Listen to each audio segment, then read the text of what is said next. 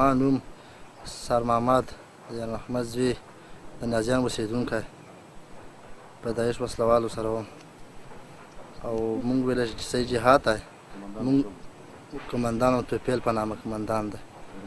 او ورکځای دی موږ چې ویلی چې په جهاد ته به جهاد ته موږ ویل چې پاکستان طرف ته بیسو هغه بالکل پاکستان طرف ته جهاد نه وړ او بالکل یې ظلم او ټول کارونه د ظلم وو نو دوه ټول کارونه د ظلم روان وو او ټول یې ظلمونه کړه کام کې به مشر سړی موشی ظلمونه یې کړه او بس مکتبونه یې ورانوله هغه هسپتالونه یې ورانوله هر یو مشکلات درسته وه ټول جنګ یې د اسلام نه وتلی جنګ که اسلام بالکل اسلام په طریقه جنګ یې که نه د اسلام په طریقه له شریعت نه خلاف کار یې که او زما دا په زړه کې و چې زه سولې بهير سره یو شم ما نوم طارق دی د ننګرهار ولایت د کوټ ولسوالۍ اوسېدونکی زه 3 کاله مخکې د داعش سره یوځای شوم د حیدر ملا سره وم او د حیدر چې دی دا ورکځی دی او دوی به داسې کارونه کول چې جوماتونه به یې ورانول مولایان به یې وژل عوام خلک به یې وژل ولسي او مکتبونه به یې ورانول کلینیکونه به یې ورانول پلونه یې ورانول دغه دوی اعمالو او بس چې کله موږ په دې باندې پوه شو چې دا د پاکستان خلک دي موږ رالو د سولې د بهیر سره یوځای شو زه سهاولا نومېږم د روداتو ولسوالۍ پلار نوم یې عبدالحکیم دی زه 6 کاله مخکې طالبان اسلامي امارت سره وم بانو کوم کارونه او کوم کردار چې و موږ ټول ولیدل او ښه نه و ځکه چې نه یې پرېښودل چې دا زموږ افغانستان وطن جوړ شي او پلچکونه او سرکونه او دغه کلینیکونه او مکتبونه یې ورانول او ډېر نورې داسې خرابې لوبې کولې هېوادوالو له دا پیغام دی چې نه د طالب سره وګرځېږي نه د داعش سره وګرځېږي او دا ښه خلک نه دي دا زموږ وطن ورانوي او د دې خلکو نه دی لاس واخلي او بس زموږ وطن د نور نه ورانوي او را دي چې سولې پروژې سره د یوځای شي نن ډېر خوشحاله یم چې د خپلو هغو ورونو سره چې هغوی د اسلام او وطن په حقانیت په درد باندې نن راغلي د حسد خشونت نفاق بدبختۍ څخه یې لاس اخیستی خو نن د لوی خدای په فضل د افغانستان د اسلامي جمهوري دولت مشرتابه په هغه روښانه پالیسۍ او د ننګرهار د ملي امنیت د کارمندانو قومي مخورو علمای کرامو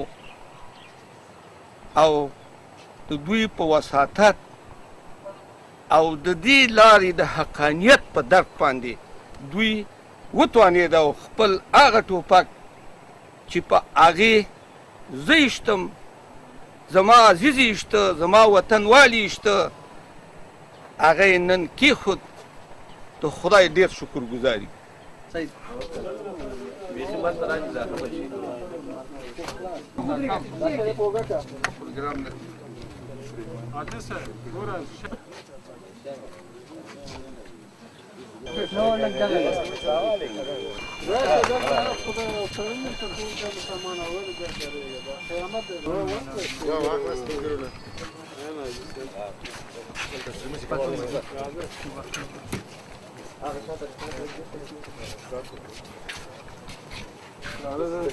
تاسو خو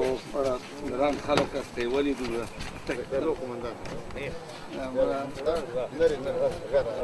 هر کار په نرتوب ښکاري دغه سره مصاحبه وکړه ځوانان داسې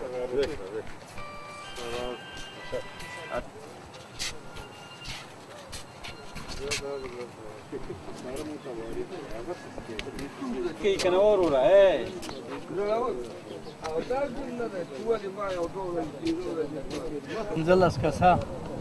چې 15 داعشیان دي